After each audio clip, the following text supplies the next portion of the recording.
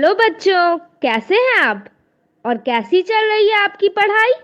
ये तो बहुत अच्छी बात है कि हम लोग प्रतिदिन सुबह 9 बजे से 10 बजे अपनी कॉपी और कलम के साथ मेरा दूरदर्शन मेरा विद्यालय कार्यक्रम देखने के लिए तैयार रहते हैं, जहां क्लास 6 से 8 की पढ़ाई होती है और साथ-साथ कुछ अन्य रोचक जानकारियां भी हमें मिलती हैं। कार्यक्रम में बताई जा रही इम्पोर्टेंट पॉइंट्स को हम नोट भी करते हैं ताकि बाद में उनका रिवीजन कर सकें। और हाँ बच्चों, एक बात और, हम लोग जो भी चीज़ें मेरा दूरदर्शन मेरा विद्यालय कार्यक्रम में सीखते हैं उसका अध्ययन अपनी किताब में ज़रूर करें। इससे उन चैप्टर्स को हम पूरी तरह समझ पाएंगे। तो आज हम लोग सबसे पहले सुनेंगे बापू की पाती, जिसमें हम राष्ट्रपिता महात्मा गांधी के जीवन प्रसंग से जुड़ी बातों को सुनकर प्रेरणा पाते हैं। उसके बाद पढ़ाई करेंगे विज्ञान विषय की, जिसमें सबसे पहले क्लास 6 में हमारे चारों ओर वायु चैप्टर का अध्ययन करेंगे। फिर क्लास 7 में मिट्टी की कहानी भाग 3 के बारे में समझेंगे। उसके बाद हम शामिल होंगे क्लास 8 में और पढ़ाई करेंगे किशोरावस्था और यौवनारंभ भाग 2 की।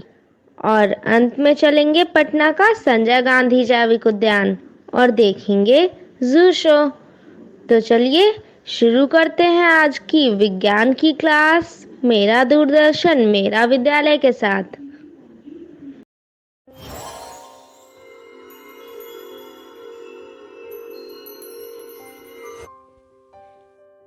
बापू की कहानी, जिसमें हम बात करेंगे महात्मा गांधी के जीवन के बारे में। पिछली बार हमने ये जाना कि दक्षिण अफ्रीका में अपने प्रयासों से मोहनदास को वकालत में सफलता मिलने लगी थी। उनकी झिझक खुलने लगी और उनका जीवन अब सामाजिक बनने लगा था। उन्होंने नेटाल इंडियन कांग्रेस का गठन किया था। मजदूरों के हक के लिए वो आगे आए थे और अब उनकी कांग्रेस में तरह तरह के हिंदुस्तानी लोग भी शामिल होने लगे थे। इन सब में मोहनदास को अपना परिवार छोड़कर आए हुए 3 साल गुजर गए थे। वे 6 महीने के लिए स्वदेश रवाना हुए। भारत आकर उन्होंने दक्षिण अफ्रीका के अनुभव पर लिखना शुरू किया, लोगों को बताना शुरू किया। फिरोज शाह मेहता और लोकमान्य बाल गंगाधर तिलक जैसे बड़े नेताओं से उन्हें प्यार मिला, मदद मिली। और इसी यात्रा में मोहनदास मिले गोपाल कृष्ण गोखले से। आगे जाकर गोखले उनके राजनीतिक गुरु बन गए। इन सब के साथ मोहनदास अपने बीमार बहनोई की सेवा भी कर रहे थे और राजकोट में प्लेग की महामारी से बचने के लिए सफाई का इंतजाम भी। परिवार के साथ मोहनदास जब वापस दक्षिण अफ्रीका पहुंचे तब 23 दिनों तक यात्रियों को जहाज से उतरने नहीं दिया गया। दक्षिण अफ्रीकी सरकार चाहती थी कि मोहनदास वापस भारत चले जाएं। मोहनदास के जो लेख भारत के अखबारों में छपे थे उनके बारे में बढ़ा चढ़ाकर दक्षिण अफ्रीका में बताया गया था। यहाँ के बहुत से गोरे मोहनदास से गुस्सा थे। जहाज से उतरने पर मोहनदास पर गोरे लोगों की भीड़ ने हमला कर दिया। अगर कुछ दूसरे गोरे लोग बीच में ना पड़ते तो शायद वो उन्हें मार ही डालते। जब अखबारों में इसके बारे में छपा और यह भी कि मोहनदास ने हमलावरों के खिलाफ शिकायत नहीं की तो उनके लिए सहानुभूति बढ़ने लगी। अखबारों ने उन पर लेख छापने शुरू कर दिए। 6 साल तक यह आंदोलन बिना किसी पक्के कोष के चला। चंदे से सभी काम होते थे। हिंदुस्तानी लोग दिल खोलकर धन का योगदान करते थे और साथ जुड़कर धरना प्रदर्शन भी करते थे। मोहनदास बार बार इस बात पर जोर देते थे कि विरोध गोरे लोगों का नहीं, केवल अन्याय का करना है। वे बार बार अपने सहयोगियों से कहते थे कि अन्याय और हिंसा का जवाब न्याय और अहिंसक ही होना चाहिए। सत्याग्रह आंदोलन के दौरान 9 बार सरकार ने मोहनदास को जेल में डाला। वे छूटते ही फिर सत्याग्रह में लग जाते बाद में कस्तूरबा भी जेल गई। मोहनदास इंडियन ओपिनियन नाम का एक अखबार निकालने लगे। वकालत भी ठीक चलने लग गई थी, कमाई भी अच्छी थी, लेकिन उनका रहन सहन और सादा बन गया था। गरीब और मजदूर लोगों के लिए काम करते हुए वे उनके जैसे ही रहने लग गए थे। सन 1904 में गांधी परिवार ने अपना घर छोड़ दिया और अब वो अपने साथियों के साथ एक बस्ती में रहने लगे। इनमें हरमन कैलेनबैक भी थे। वे एक रईस आर्किटेक्ट थे। आश्रम बनाने का पैसा उन्हीं ने दिया था। वे वहां अपने हाथ से काम भी करते थे। इनमें चार्ली एंड्रूज भी थे, एक ईसाई पादरी। गरीब लोगों की मदद करने की वजह से उनका नाम दीन बंधु पड़ गया था। विरोध करने का जो अहिंसक तरीका था, उसके लिए एक नया नाम चाहिए था। उनके भतीजे ने सुझाव दिया, सदाग्रह, और इसी को निखार कर गांधी जी ने एक नाम गढ़ा जो अमर हो गया, और वो था सत्याग्रह। एक और सख्त कानून अंग्रेज सरकार ने बनाया, जिसमें हर हिंदुस्तानी को जेल के किसी अपराधी की तरह अपनी उंगली की छाप देना अनिवार्य था, और जिसकी वजह से हर हिंदुस्तानी शादी की कोई मान्यता नहीं थी। गांधी जी ने कस्तूरबाई को आंदोलन में आने के लिए उकसाया। उन्होंने कहा कि इस कानून के हिसाब से तुम मेरी पत्नी भी नहीं हो। और इसी कानून के विरोध में सन 1913 में एक महान कूच निकला, और उसमें 2000 से ज्यादा पुरुष और महिलाओं और बच्चों ने भाग लिया। जब सत्याग्रहियों ने जेल भर दिए, तब अंग्रेज सरकार ने हार मानी। गलत कानून वापस लिया गया। जेल से छूटे तो गांधी जी भारत लौटने की तैयारी में लग गए। आज के लिए इतना ही। अगली बार हम देखेंगे कि जब बापू वापस लौटकर भारत आए तो उन्होंने अंग्रेजों का सामना किस तरह किया।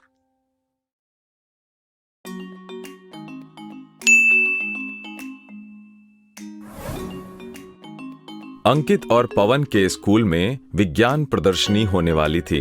दोनों ने इस प्रदर्शनी में मिलकर भाग लेने का फैसला किया। उन्हें वायु से संबंधित एक प्रयोग दिखाना था।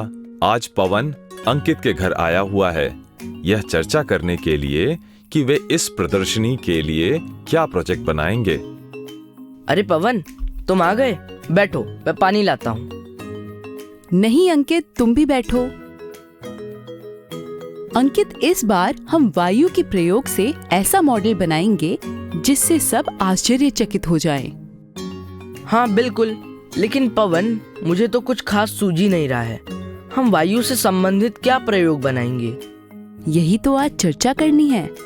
अच्छा, क्या हम ये दिखा सकते हैं कि वायु गर्म होने पर फैल जाती है और ठंडी होने पर सिकुड़ जाती है? जैसे अगर हम यह दिखाएं कि एक गुब्बारे में हवा भरें और फिर उसे कस के बांधकर फ्रिज में रख दें, तो कुछ घंटों बाद गुब्बारा सिकुड़ जाएगा। और यदि हम उसे वापस धूप में रख दें तो फिर से पहले जैसा फूल जाएगा।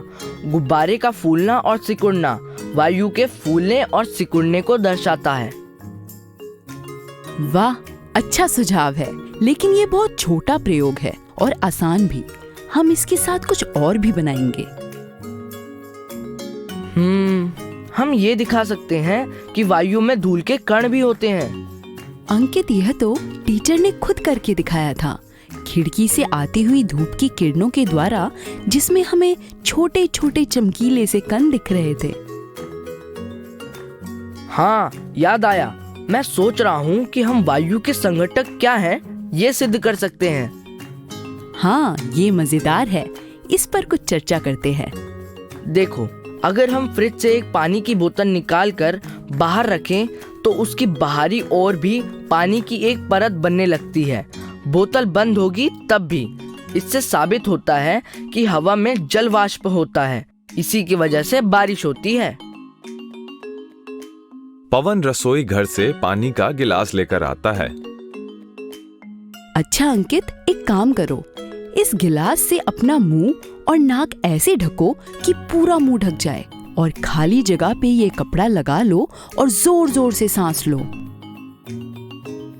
अंकित को कुछ ही देर में सांस लेने में दिक्कत होने लगती है। वह अपने मुंह से झट से गिलास हटा देता है। पवन, मेरा दम घुट रहा था। अंकित, तुम्हारा दम इसलिए घुट रहा था क्योंकि हम हवा को सांस के रूप में उसमें उपस्थित ऑक्सीजन को लेते हैं। ग्लास में ऑक्सीजन सीमित मात्रा में थी।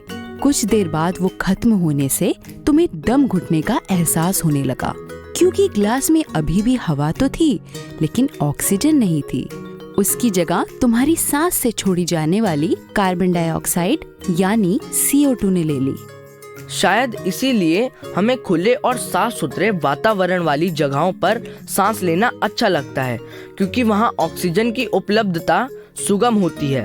वैसे तो मैंने पढ़ा है कि वायुमंडल में ऑक्सीजन दूसरी सबसे ज्यादा मात्रा वाली गैस है, नाइट्रोजन, जो कि वायु में सबसे ज्यादा पाई जाती है। वह बहुत स्थिर गैस होती है और जल्दी दूसरी वस्तुओं से प्रतिक्रिया नहीं करती, इसीलिए उसकी मात्रा अधिक बनी रहती है।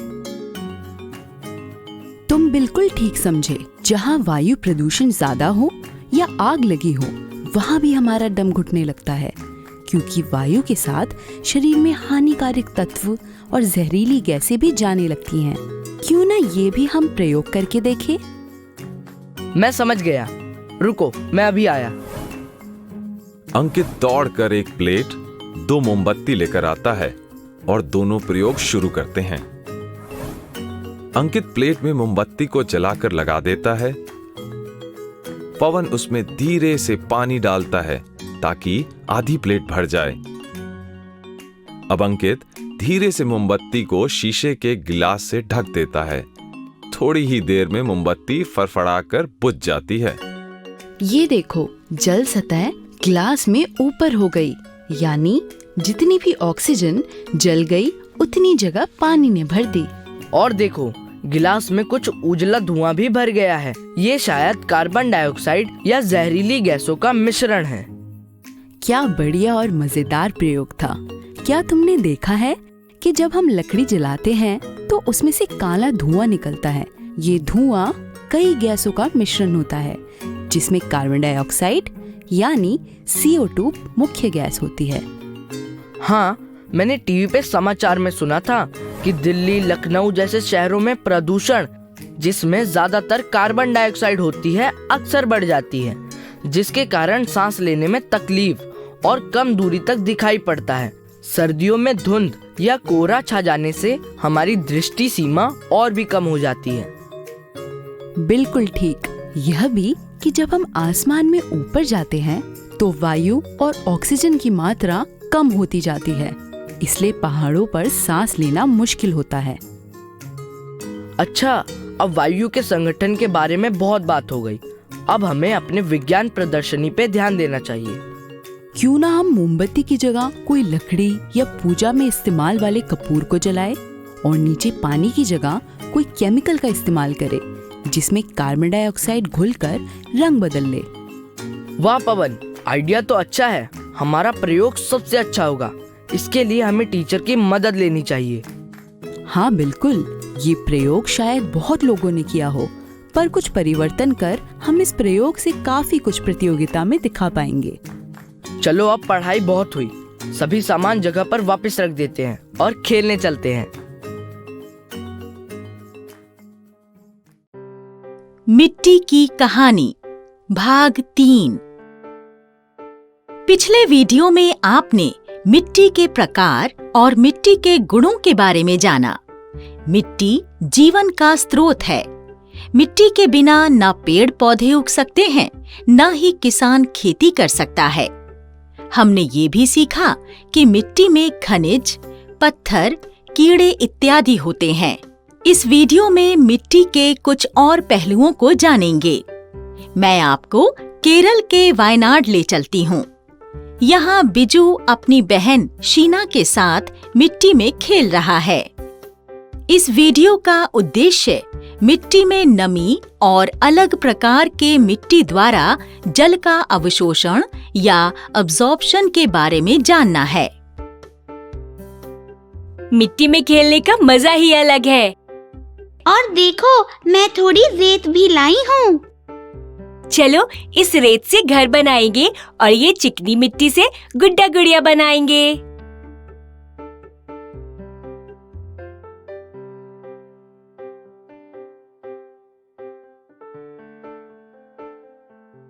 बीजू यहाँ देखो, रेत से बना घर बार बार टूट रहा है।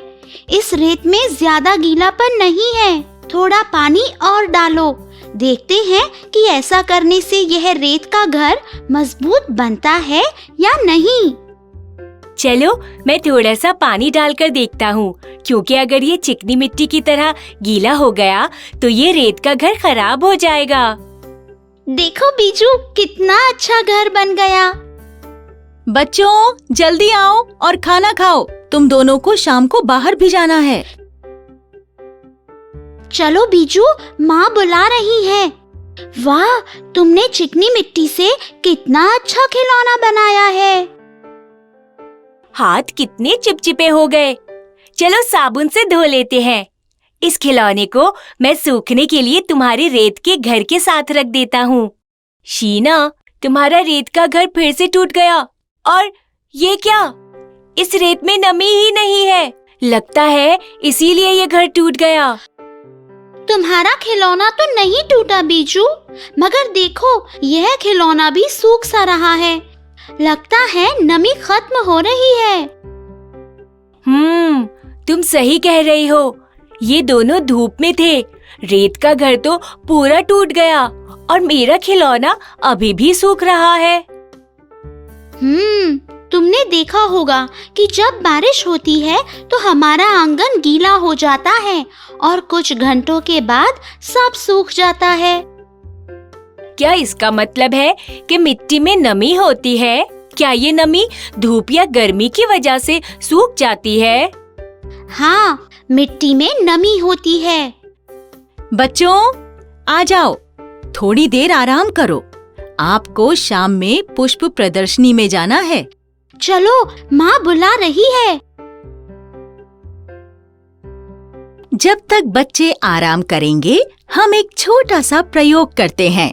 2 कांच के गिलास लें, इन दोनों में थोड़ी मिट्टी डालें। एक गिलास को एक जगह पर रखें, दूसरा गिलास लें और इसे थोड़ी देर के लिए उबालें। आपने क्या देखा? बच्चों जल्दी तैयार हो जाओ, पुष्प प्रदर्शनी सिर्फ 8 बजे तक ही खुली है। आ रहे हैं अच्छा। बीजू जल्दी करो। अच्छा, आज हम मिट्टी से खेल रहे थे।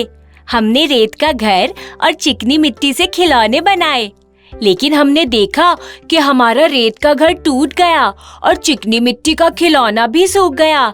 ऐसा क्यों हुआ होगा? मिट्टी में पानी होता है, इसकी वजह से मिट्टी में नमी होती है।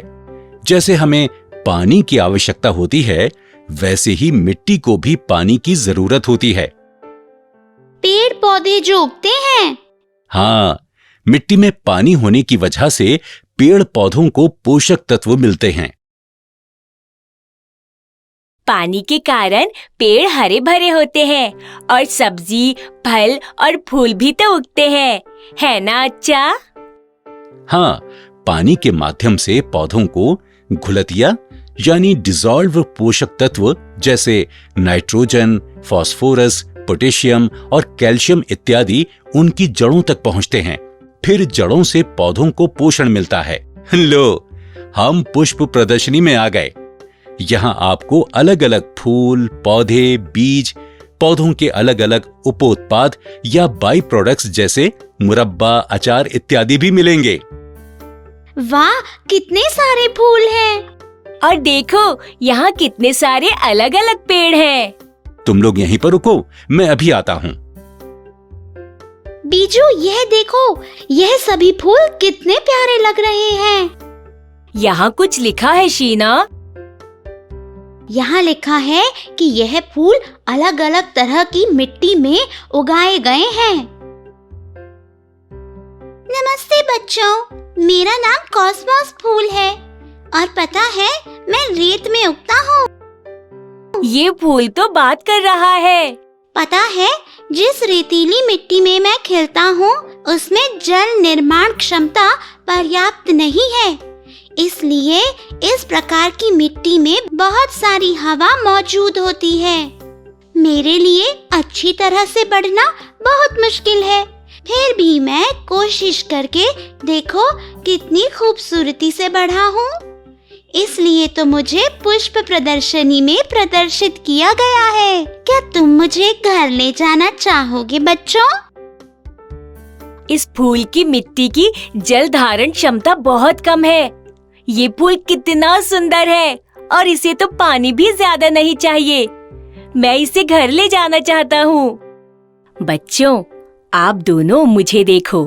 मैं वसंत की शुरुआत से लेकर मध्य गर्मियों तक खिलता हूँ। मैं सफेद से गुलाबी, लाल और पीले रंगों में खिलता हूँ। पता है, मैं मृण्मय मिट्टी यानी क्ले में खिलता हूँ। बच्चों, इस मिट्टी की जल धारण क्षमता बहुत अधिक है। बच्चों, इस गीली मिट्टी से आप खिलौने भी बना सकते हो। ये मिट्टी हर जगह मौजूद है। मुझे आप लोग घर ले चलो। ये मिट्टी कार्बनिक पदार्थों से समृद्ध है। कितना अच्छा है, लेकिन इसकी मिट्टी की जल धारण क्षमता काफी अधिक है, तो इस फूल को ज्यादा पानी चाहिए। क्या करें बीजू, इसे घर ले जाएं? बच्चों, मैं सबसे अच्छा हूँ। जिस मिट्टी में मैं खिलता हूँ उसे दुमटी मिट्टी यानी लोमी कहते हैं। इस मिट्टी में रेत, मिट्टी और गाद तीनों होती है। इसमें पर्याप्त ह्यूमस भी होता है। इसकी जल धारण क्षमता अच्छी है, ना कम ना ज्यादा। इस मिट्टी में पर्याप्त हवा मिलती है। ये खेती के लिए अनुकूल है। इस मिट्टी की वजह से पौधों की जड़ों को पानी, हवा और बढ़ने के लिए पर्याप्त जगह मिलती है। मैं भी हर जगह खिलता हूँ। मुझे घर ले चलो। बाप रे बाप, इन फूलों के बीच काफी झगड़ा हो रहा है। बीजू क्या करें? अच्छन कहाँ है? पहले उनसे पूछ तो लें। बच्चों, आप दोनों किससे बात कर रहे थे? किसी से भी नहीं। अच्छा, आप बताइए, इन तीनों में से कौन सा फूल आपको अच्छा लगा? हम उसी फूल को घर ले जाएंगे। मुझे तो तीनों के तीनों अच्छे लगे। इन तीनों को घर ले चलते हैं। क्या यहाँ झगड़ा कम था? फिर हम तीनों वहाँ भी लड़ेंगे। हाय। बच्चों, इस वीडियो में आपने पौधों में नमी के बारे में और अलग-अलग मिट्टी की जल धारण क्षमता के बारे में सीखा है। उम्मीद है कि ये वीडियो आपको अच्छा लगा होगा। अगले वीडियो में आप मिट्टी और फसलों के बारे में जानेंगे। फिर मिलेंगे।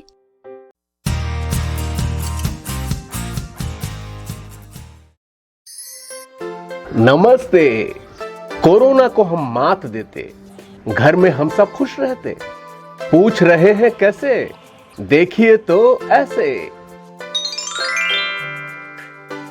देखो तारा, सुबह हो गई, नए दिन की शुरुआत हो गई। जल्दी सोती जल्दी उठती, कसरत करके मैं ऊर्जा पाती। टाइम से मैं खाना खाती, टाइम से पढ़ाई करती, हर दिन कुछ मजेदार करती। ड्राइंग पेंटिंग बहुत करूं, अपनी चीजों का ध्यान रखूं, अप्पा को ना परेशान करूं।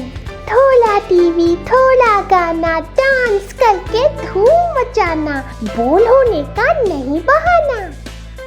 कोरोना से बचकर यूं दिन गुजरे तो घर रहने से क्यों हम डरे? रूटीन में रहना बहुत जरूरी, तारा भी समझे बात ये पूरी। आज का दिन था बहुत प्याला, नींद आई अब सोएगी ताला। गुड नाइट अप्पा। गुड नाइट तारा। आज अलग है हमें कुछ करना। बताओ तारा को क्या क्या है करना? आज हमें है पपेट बनाना, कागज के जहाज उड़ाना, घर के कामों में हाथ बटाऊं, फिर कहानी सुनूं और सुनाऊं। बहुत पुरानी बात है, एक राजा था। बहुत पुरानी बात है। कोरोना से बचकर जब घर में ही रहना, तो साथ में क्यों ना समय बिताना। देखो मजेदार खेल है कितने, सुबह शाम जब ना आए कोई मिलने।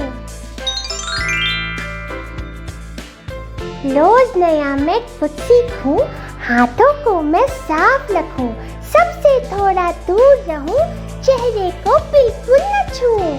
अब्बा ये सब मुझे सिखाते, कोरोना से बचने के उपाय बताते। अब्बा मेरी हर मुश्किल सुलझाते, अच्छे से बातें समझाते, नहीं लगाते वो डांट फटकार, मेरी गलती को देते सुधार। और अगर ना सुनूं मैं उनकी बात, तो टीवी फोन टाइम देते हैं काट।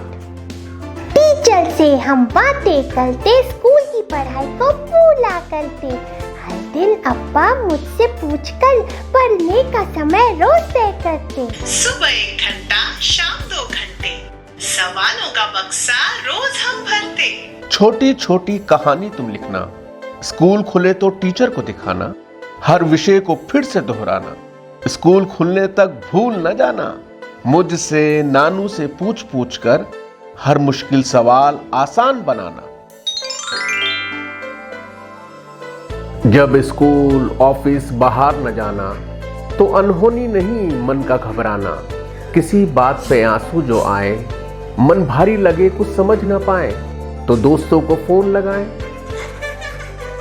थोड़ा नानू से भी बतियाएं, घर में सबसे गप लड़ाएं, पर अफवाहों को ना फैलाएं, खुल के सारी बात करें, उलझी गुत्थी को सुलझाएं।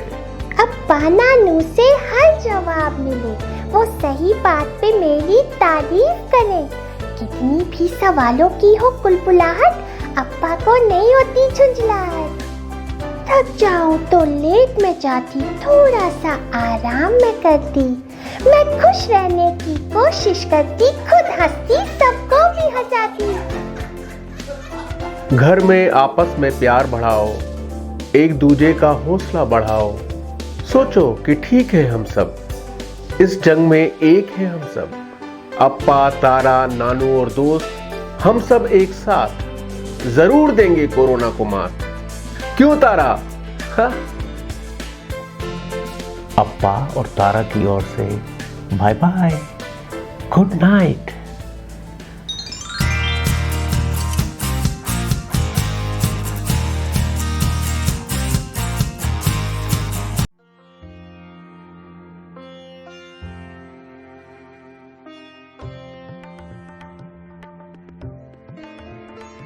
सानिया, ये एक 13 साल की 8वीं क्लास में पढ़ने वाली लड़की है, जिसे नई नई चीजों के बारे में जानना पसंद है।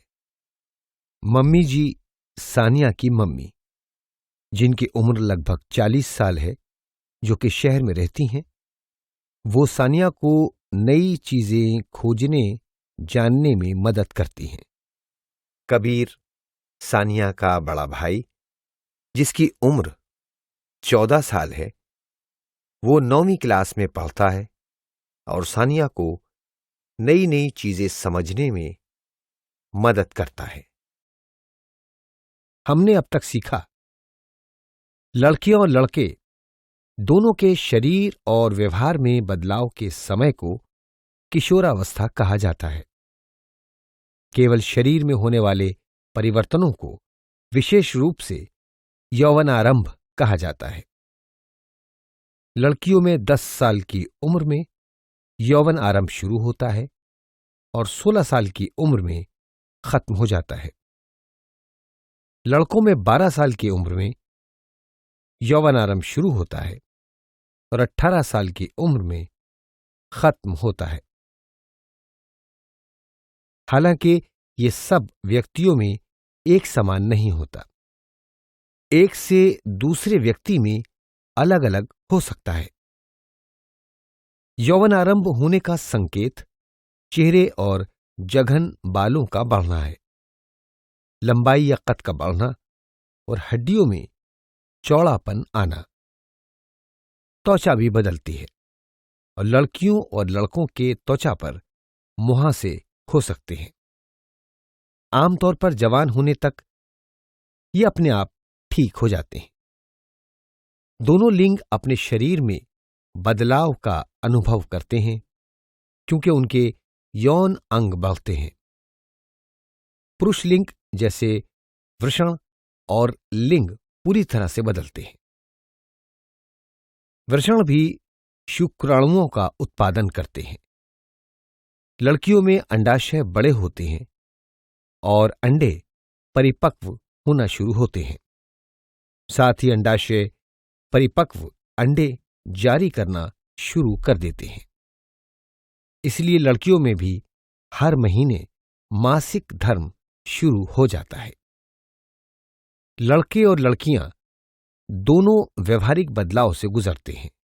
वे अपने शारीरिक बदलाव के कारण डर और अस्थिरता महसूस करते हैं। न तो बच्चे और न ही पूरी तरह से जवान होने के कारण वे उलझन में रहते हैं और दोस्तों के साथ ज्यादा समय गुजारना पसंद करते हैं।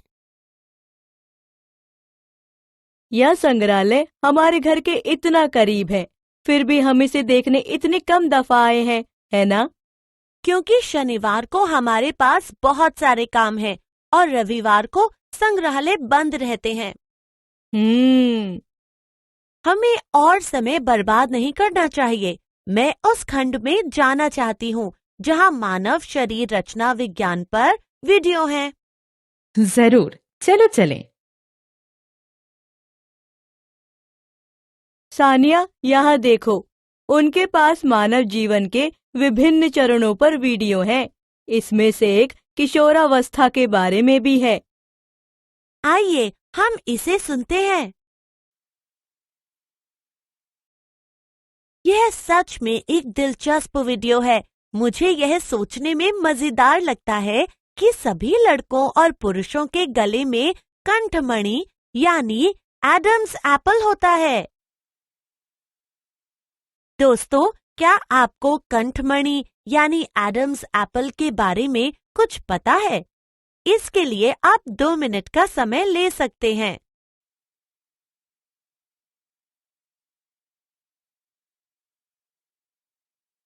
हाँ, यह वॉइस बॉक्स है जिसका वैज्ञानिक नाम है स्वर यंत्र। लड़कों और लड़कियों दोनों में स्वर यंत्र होते हैं। हालांकि लड़कों में यह लड़कियों की तुलना में बड़ा होता है। यदि आप लड़के हैं और आप यौवनारंभ से गुजर रहे हैं तो आप देख सकते हैं कि आपके गले में थोड़ी सी उभरन होगी। वह है लैरिंक्स। किशोर लड़कों में कभी-कभी स्वर यंत्र की पेशियों में अनियंत्रित वृद्धि हो जाती है और आवाज फटने या कर्कश होने लगती है। यह स्थिति कुछ दिनों या कुछ सप्ताह तक बनी रह सकती है, जिसके बाद स्वर सामान्य हो जाता है। अब मैं यह जानने के लिए उत्सुक हूँ कि यह सब शरीर में कैसे शुरू होता है। यौवन से गुजरने की यह प्रक्रिया कहाँ से शुरू होती है? मैंने इसे पिछले साल पढ़ा था। अंतःस्रावी तंत्र की पीयूष ग्रंथि। यह टेस्टोस्टेरोन और एस्ट्रोजन का उत्पादन करने के लिए महिलाओं के अंडाशय और पुरुषों के वृषण को हार्मोनल संकेत देता है। जब हार्मोन इन भागों में पहुंचते हैं तो वे उन्हें यौवनारंभ शुरू करने के संकेत देते हैं। ऐसा लगता है जैसे हमारे शरीर के अंग खो-खो खेल रहे हैं। केवल यहाँ वे पीठ छूने के बजाय हार्मोन भेजते हैं। यह याद रखने का शानदार तरीका है, क्योंकि आपने अभी-अभी जो बातें बताई हैं और इन तस्वीरों से मुझ में जो आंतरिक बदलाव है वे मुझे समझ आ रहे हैं। हमारी पुस्तिका में कुछ और बातें बताई गई हैं। मैं उनके बारे में थोड़ा और जानना चाहती हूँ। दोस्तों, क्या आपको याद है मम्मी और मैंने मासिक धर्म के बारे में बात की थी? एक लड़की के पहले मासिक धर्म प्रवाह और मासिक धर्म प्रवाह के ठहराव के लिए उपयोग किए जाने वाले नाम क्या हैं? हाँ, आपने सही जवाब दिया। पहले प्रवाह को रजोदर्शन कहा जाता है और मासिक धर्म के रुकने को रजोनिवृत्ति कहा जाता है। कबीर, मैं यह समझना चाहती हूँ कि यह कैसे तय किया जाता है कि किसी को लड़का होगा या लड़की।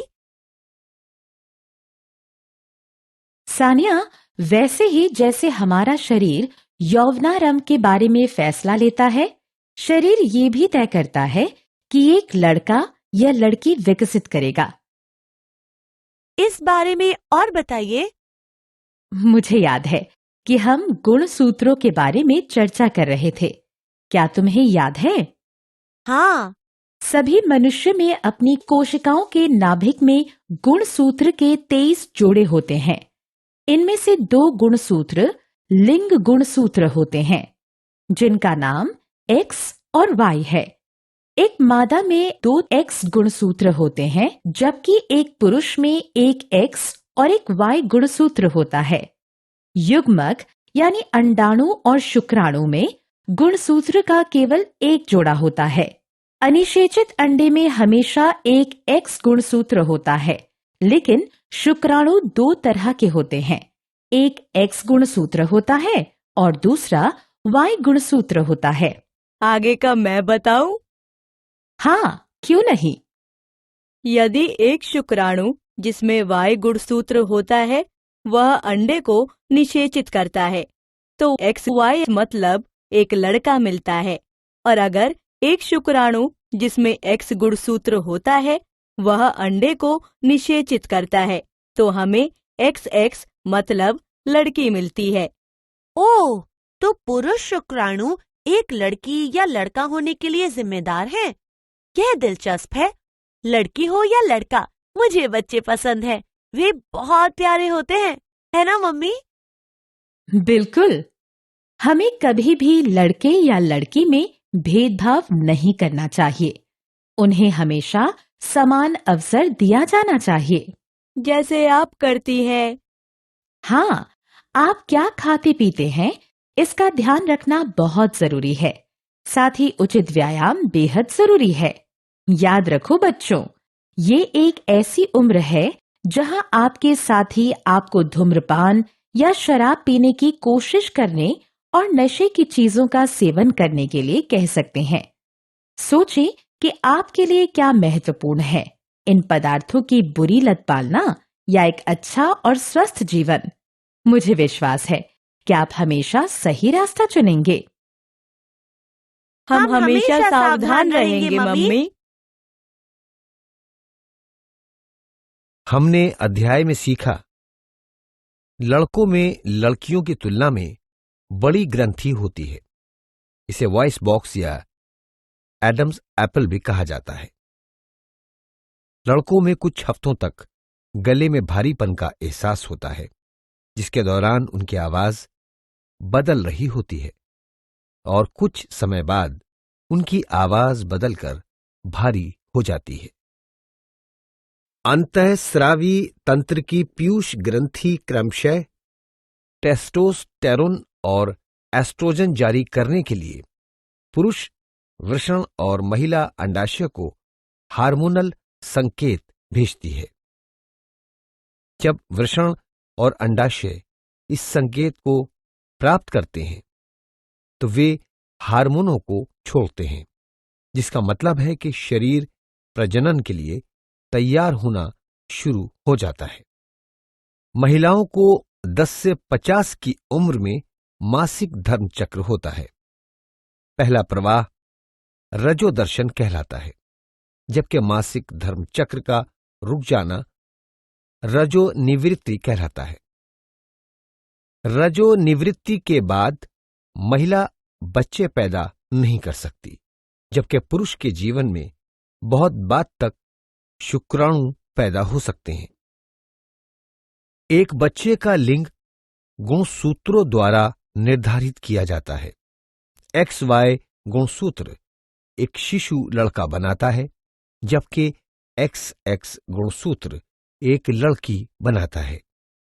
शुक्राणु का गुणसूत्र ये तय करता है कि बच्चा लड़का होगा या लड़की, क्योंकि अंडाशय में केवल XX गुणसूत्र होते हैं। शरीर इतने सारे परिवर्तनों से गुजर रहा है, तो कैसी भी कमियों को पूरा करने में आहार महत्वपूर्ण होता है। मांस, अंडा, दूध, सब्जियां, दालें प्रोटीन, विटामिन और कार्बोहाइड्रेट के महत्वपूर्ण स्रोत हैं। इनका नियमित सेवन करना चाहिए। तंदुरुस्त रहने के लिए व्यायाम भी आवश्यक है। खुले मैदान में खेलकूद में मजा भी आता है और स्वास्थ्य भी अच्छा रहता है। सिगरेट, शराब और ड्रग्स जैसे नशीले पदार्थों से दूर रहना चाहिए, वरना वे आपके शारीरिक और मानसिक विकास पर बुरा प्रभाव डालते हैं। तो बच्चों, जैसा कि मैंने पहले ही बताया था कि आज हम लोग शुरू करेंगे जू शो।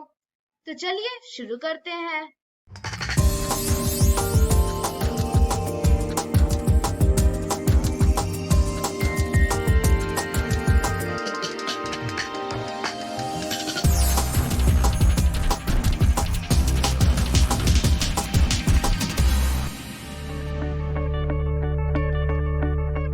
संजय गांधी जैविक उद्यान जू आउटरीच प्रोग्राम में आज हम जिस पक्षी के बारे में बात करेंगे वो हिमालयन ग्रिफिन है, जिसे लोग बड़ा गिद्ध भी कहते हैं।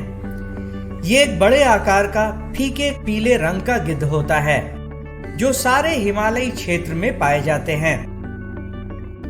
हिमालय में ये भारत के अलावा काबुल से भूटान, तुर्किस्तान और तिब्बत तक में पाए जाते हैं। हिमालयन ग्रिफिन एक अनूठा पीला सफेद गिद्ध है। इसके पंख काफी बड़े और पूंछ छोटी होती है। इसका ज्यादातर शरीर हल्के पीले सफेद रंग का होता है।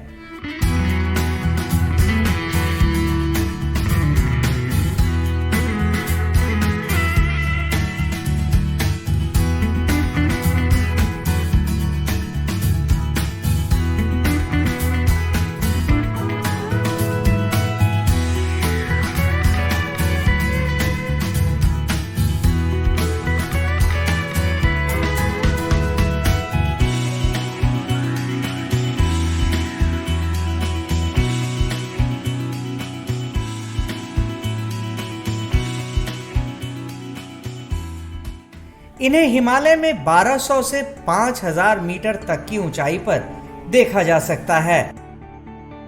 इसमें नर और मादा दोनों एक जैसे ही दिखते हैं। ये गिद्ध दिन के समय सक्रिय होते हैं। इस दौरान ये आसमान में काफी ऊंचाई पर उड़ते हुए मरे जानवर को देखकर एक समूह में उसे खाने के लिए आते हैं।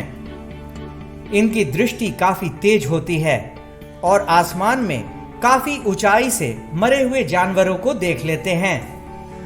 नर व मादा मिलकर चूजों को पालते हैं। मादा एक ही अंडा देती है। गिद्ध की ये प्रजाति भी धीरे धीरे कम हो रही है। इसकी औसत आयु 20 से 35 वर्षों तक होती है और इनका गर्भकाल 58 दिनों का होता है।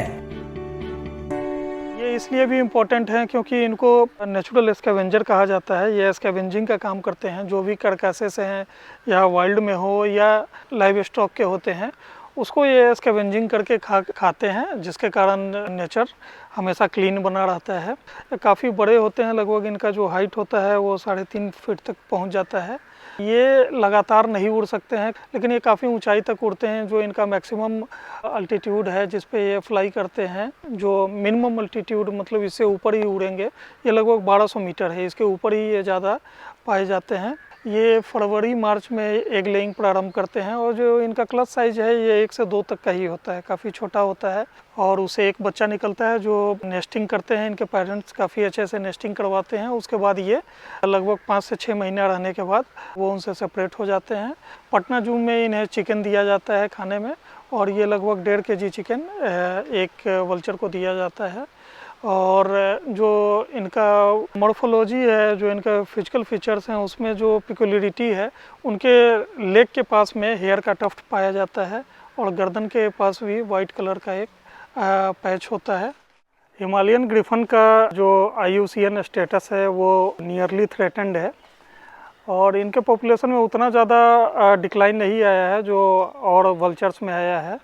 और जो स्टडीज़ है, साइंटिफिक स्टडीज़, उसके थ्रू ये पता चला है कि जो भी वल्चर में रिसेंट डिक्लाइन पॉपुलेशन में हुआ है उसका मेन रीज़न है जो एनिमल कार्कासेस हैं, जो लाइव स्टॉक के कार्कासेस हैं, उसमें पाया जाने वाला एक केमिकल डिक्लोफेनाक जो as a pain killer use किया जाता है, और मरने के बाद भी उनके बॉडी में इसका रेसिड्यूज पाया जाता है। और इसे कंजम्पशन के बाद वल्चर जो इसे खाते हैं तो उनके बॉडी में चला जाता है और धीरे धीरे एग ले करते हैं, उसका सेल काफ़ी कमज़ोर होता है, उससे प्री मैच्योर हैचिंग हो जाता है बर्ड्स का और उनका डेथ होने लगता है। और प्रोलॉन्ग्ड डिक्लोफेनाक को खाने से वल्चर्स हैं उनके लीवर और अनवाइटल ऑर्गन्स में भी डिजेनरेशन होता है, जिसके कारण उनका समय से पहले डेथ हो जाता है।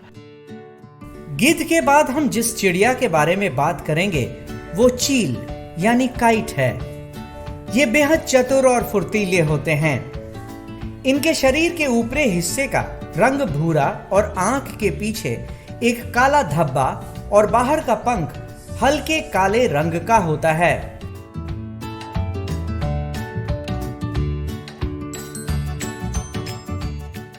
इनकी चोंच आगे की ओर झुकी हुई होती है और ये यहाँ के स्थायी निवासी हैं जो सामान्यतः खुले मैदान और मानव बस्तियों के सामने उड़ते हैं।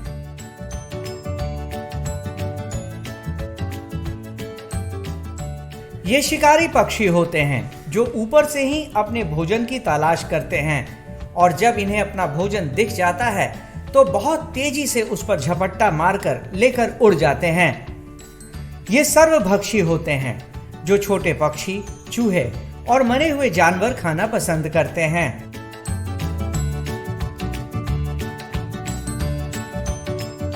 ये आसमान में काफी ऊंचाई पर उड़ते हैं। इनका वजन 700 से 900 ग्राम तक होता है। ये 2 साल के बाद प्रजनन योग्य हो जाते हैं और मादा चील 30 दिन के बाद एक बार में 1 से 30 अंडे देती है। संजय गांधी जैविक उद्यान में चील और ब्लैक काइट जो हैं ये काफ़ी अच्छे तरीके से रह रहे हैं। यहाँ पे इनके रख रखाव के लिए प्राकृतिक वास का आभास दिया गया है और उसी ये वातावरण में रहते हैं। चील जो हैं इनकी आवाज़ एक बहुत ही कॉमन आवाज़ है, ची ची करने की आवाज़ आती है। इसकी आवाज़ ही एक विशिष्टता है कि पहचान हो जाता है कि आसपास में चील है, जिसे हम लोग ब्लैक काइट भी कहते हैं। पूरे भारत में पाए जाते हैं, 2300 मीटर के नीचे पाए जाते हैं। ये हिमालयन रीजन में भी पाए जाते हैं। भारत के सभी वनों में ये पाए जाते हैं। ये मुख्य रूप से एक रैप्टर शिकारी पक्षी हैं जो मूलतः जो जंगलों में जो बड़े जानवरों के द्वारा शिकार किए जाते हैं उसका जो बचे हुए मांस होते हैं उसका भक्षण करते हैं। छोटे छोटे छिपकली, चूहे इत्यादि का, इंसेक्ट का भी ये खाना खाते हैं। संजय गांधी जैविक उद्यान में हम लोग इनके आहार के रूप में मांस देते हैं, चिकन देते हैं इनको। इनके जो चोंच होते हैं हल्के पीले होते हैं और पैर भी इनके हल्के पीले रंग के होते हैं। संजय गांधी जैविक उद्यान में जो चील के केज का रख रखाव किया जाता है, इनके बैठने के लिए जो एक व्यवस्था की जाती है, काफ़ी एक प्राकृतिक रूप से इनको बैठने की व्यवस्था की गई है। इनके केज में पौधे वगैरह लगे हुए हैं, छाया भी दिया गया है, पानी की व्यवस्था की जाती है, साफ सफाई रख रखाव बहुत अच्छे तरीके से किया जाता है। संजय गांधी जैविक उद्यान में हिमालयन ग्रिफिन और चील दोनों को बेहद पसंद किया जाता है और यहाँ आने वाले हर दर्शक इनके इंक्लोजर के पास इन्हें देखने आते हैं। आज के लिए बस इतना ही। कल फिर मिलेंगे पटना जू शो में एक नए एनक्लोजर के पास एक नए जानवर के साथ। तब तक के लिए नमस्कार।